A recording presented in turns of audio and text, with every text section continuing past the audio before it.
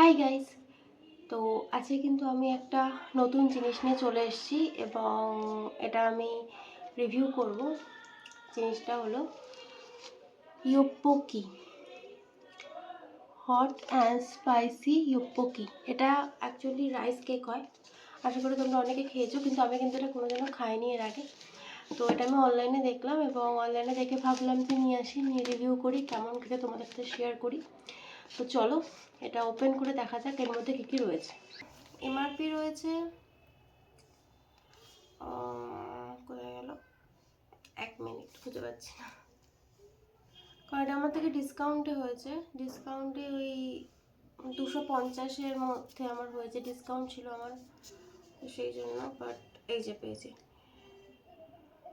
না এটা না, এমআরপিটা কোথায় গেল, এমআরপি আচ্ছা, এটার কিন্তু এমআরপি হচ্ছে 295, এখানে লেখা আছে ছোটো ছোটো করে 295 এটা এমআরপি, কিন্তু এটা আমি ডিসকাউন্টে কিন্তু 250-তে পেয়েছি।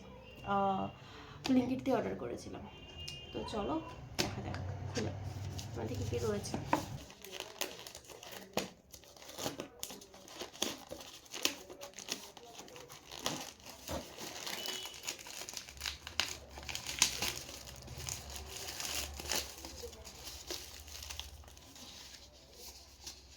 এই যে এর বাক্সটা,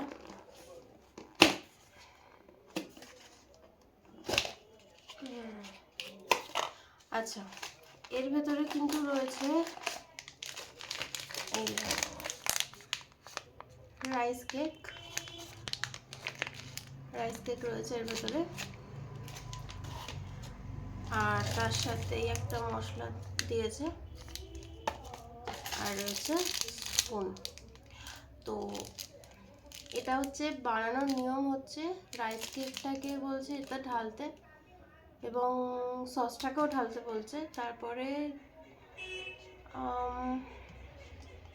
আচ্ছা এই ভেতরে একটা মার্কিং আছে, খালি চোখে না দেখলে বোঝা যাবে না, ক্যামেরায় বোঝা যাবে না। ভিতরে একটা মার্কিং আছে, এই মার্কিং অবধি জল ঢালতে হবে এবং তারপর ভালো করে নাড়িয়ে কভারটা দিয়ে দিতে হবে, তারপর কিন্তু হয়ে যাবে এরকম বলেছে। মাইক্রো ওভেনে তবে দিয়ে দিতে হবে, কিন্তু আমার মাইক্রো ওভেন নেই, সো আমি এটা গ্যাসেই বানাবো। তো চলো এটা বানিয়ে আসছি। আমার কিন্তু হয়ে গেছে, রেডি হয়ে গেছে। এটা আমি গ্যাসেই করে নিলাম, জাস্ট ম্যাগির মতো রাইস কেকগুলো দিলাম এবং দেন একটু ফুটলে নরম হলে দেন মশলা দিয়ে দিলাম এবং 2-3 মিনিট মধ্যে রেডি হয়ে গেল। যাদের মাইক্রো ওভেন নেই তারা কিন্তু এভাবেই করতে পারে, আর যাদের মাইক্রো ওভেন আছে তারা কিন্তু ইনস্ট্রাকশন ফলো করতে পারে। তো কালারটা দেখতে পাচ্ছ আশা করি,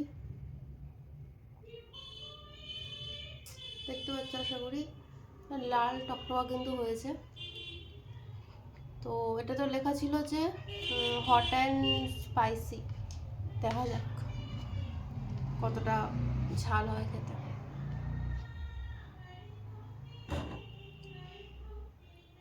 দেখতে পাচ্ছ কালারটা,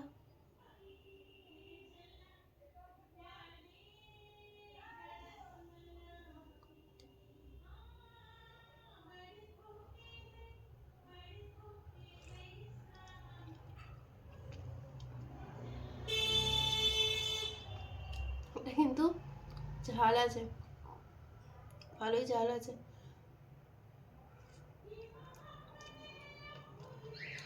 ঝাল এবং একটু মিষ্টি মিষ্টি, কিন্তু ভালোই ঝাল আছে। যারা ঝাল খেতে পারো তারাই কিন্তু ট্রাই করো, আদারওয়াইজ ট্রাই করো না। আমি আবার পাকা মামারের মধ্যে একটু অরিগানো অ্যান্ড চিলি ফ্লেক্স দিয়েছি, কিন্তু এটা কিন্তু ঝাল আছে। তো ঝাল এবং মিষ্টি খেতে ভালো, যারা ঝাল খেতে পারো তারাই ট্রাই করো, ঝাল খেতে না পারলে ট্রাই করো না।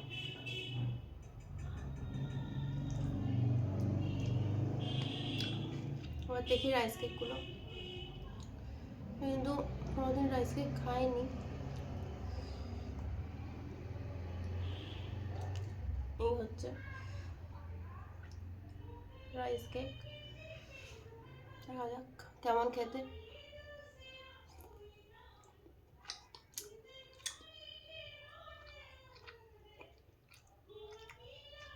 ভালো,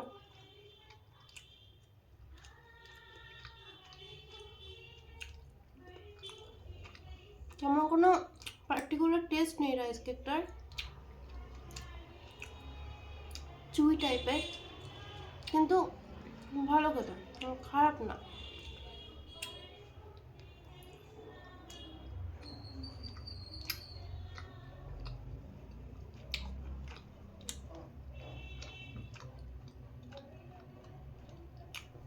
চুই টাইপের, কিন্তু কোনো রাইস কেকটা হচ্ছে আলাদা কোনো স্বাদ ওরকম কিন্তু নেই।